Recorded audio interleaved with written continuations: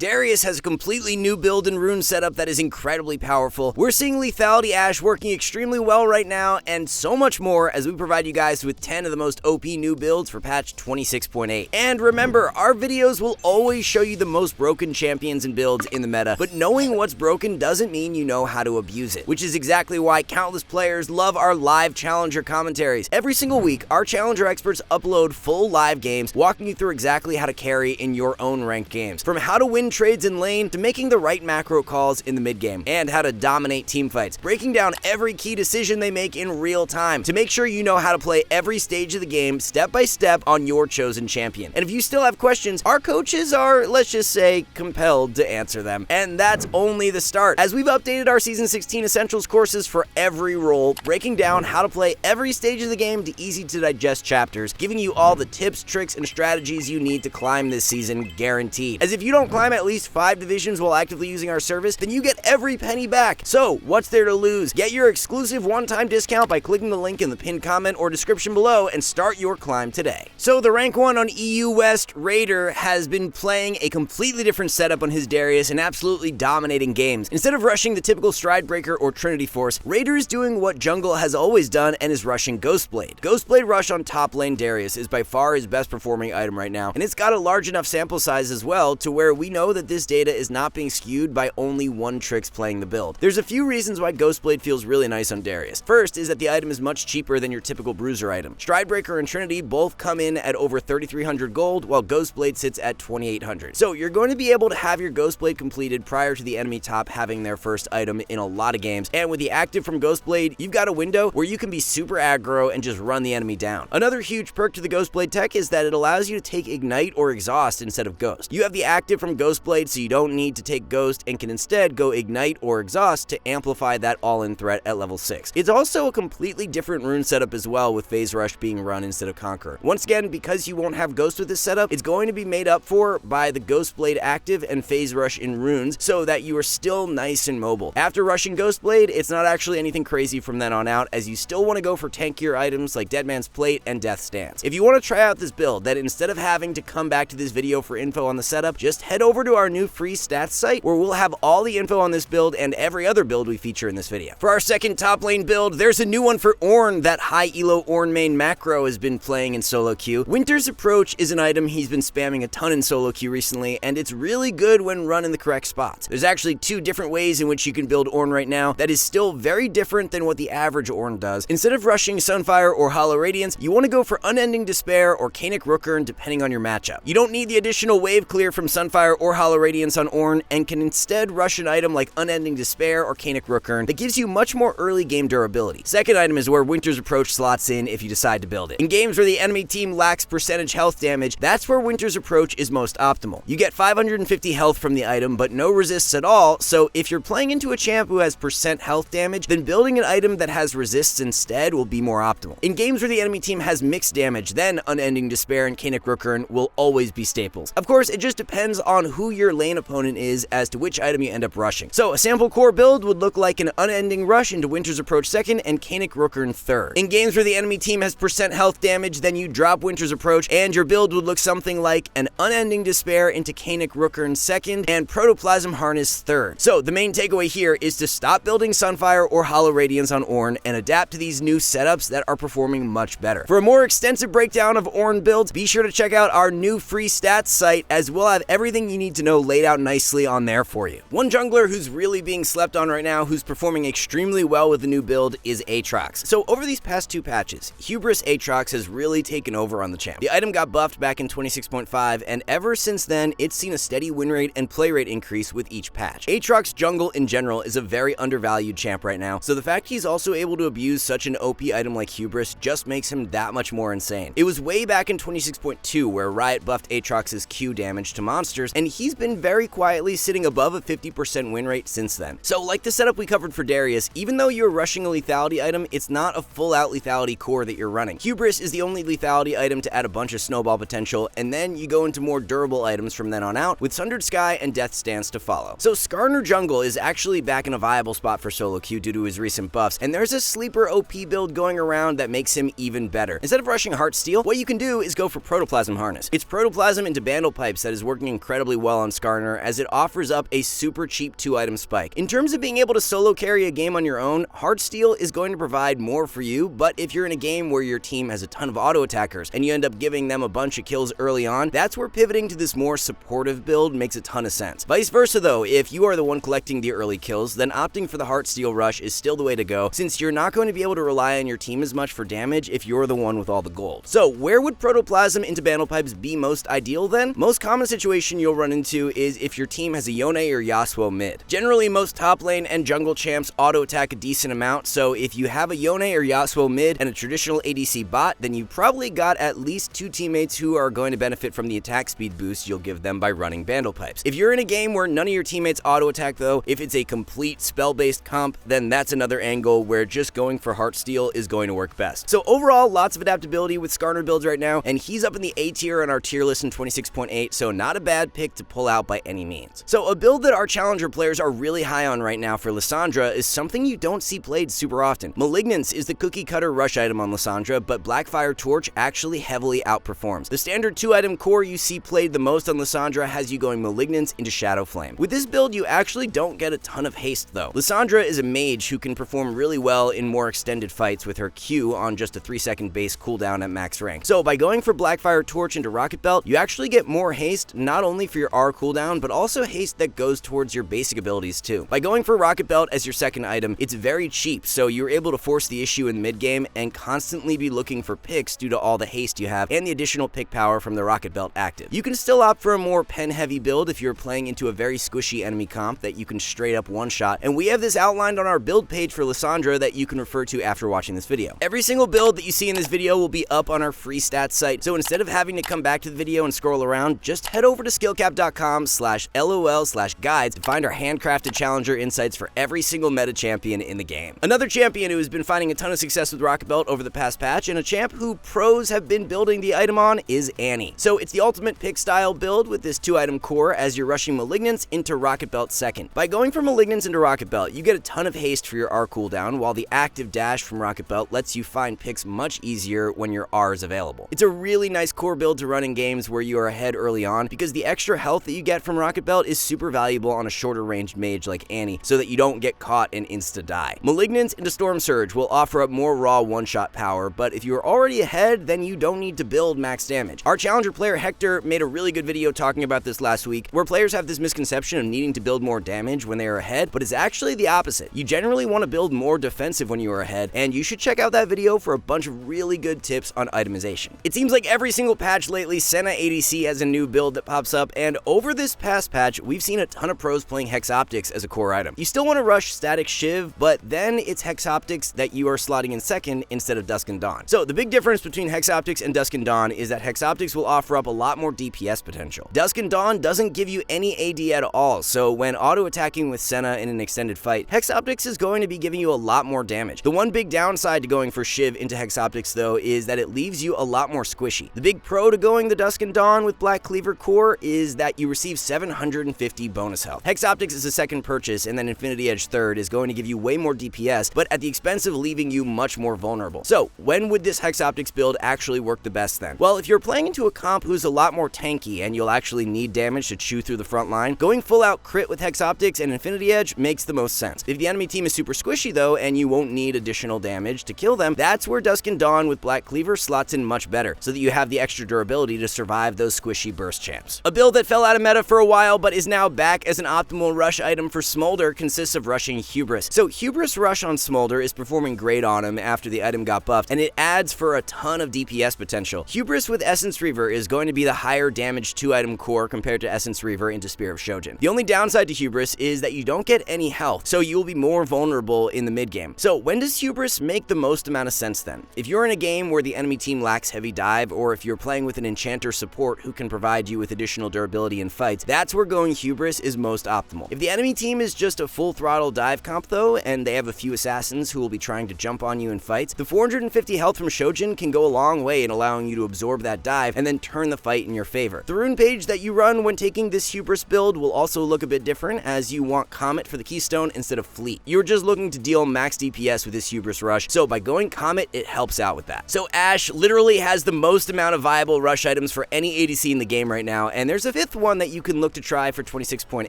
It's a core that takes advantage of the two most OP items in the game right now, as you are rushing Hubris into Hexoptics second. So the main draw to this build is that you're getting a mass amount of AD. Hubris gives 60 plus the bonus AD that you get for passive stacks, while Hexoptics offers up 55. This allows for your poke from W to hit really hard and just makes Ashe a much easier champion to succeed with. W is on just a 4-second cooldown at max rank, so you're able to get a ton of value out of your constant W poke when going for this build. Now, of course, the main downside to the build is that lack of attack speed. So if you're playing into an enemy comp that is more tanky, you wouldn't want to go for this. This build will be most optimal for you in games where the enemy team is more squishy, as your poke from W is going to stick way more that way. The build in general just makes so much sense to run into squishier comps, because against assassins or burst champs, you want to be keeping your distance and you don't really want to be up in auto range against them, so sitting back and poking with W is actually super good here. So a new build that we recently covered in our 26.7 updated tier list that we also want to feature in this OP builds video for those who may have missed it is Bandlepipe's Anivia support. So Anivia support is a champ that a lot of pros have been picking up recently, and if you actually run the correct build on her, she's quite underrated. Most Anivia support players are completely trolling their build though, going for Realm Spike as the item upgrade and taking Archangels as their second item. Instead, what you want to do is go for Solstice Slay as the item upgrade and take Bandlepipes as your second item, with Rod of Ages being the staple rush. So why does this Bandlepipes tech work so well on Anivia? It's because of the constant slows she can output in skirmishes. You activate the Bandlepipes passive by slowing or immobilizing a target, and since Anivia's R provides the low cooldown slow, it's so easy to activate and have perma uptime on Bandlepipes attack speed in fights. Solstice Slay also synergizes incredibly well with Anivia because it procs whenever you slow or immobilize a target, so you can proc the passive as soon as it's off cooldown. For skill order on Anivia support, this is really important to get right. Most players are maxing their E first into Q second and are completely trolling. You want 3 points in E and then W max, with Q actually being the spell you max out last. We have all this and much more outlined for you guys on our stats page for Anivia that is up on our new free build site, so definitely refer to that for all the information you need before picking up Anivia support. Alright guys, one last thing, our rank up guarantee is insane. It's like signing up for the gym and getting a refund if you don't get ripped. That's how confident we are in SkillCapped. We obsess over making the best guides with top players, rigorous testing, and top tier video editing to make your climb easy. If you're ready to level up, visit SkillCapped.com and see the difference. So that's gonna wrap everything up for our 26.8 edition of the most OP builds. Thank you all so much for watching, and we'll see you in the next one.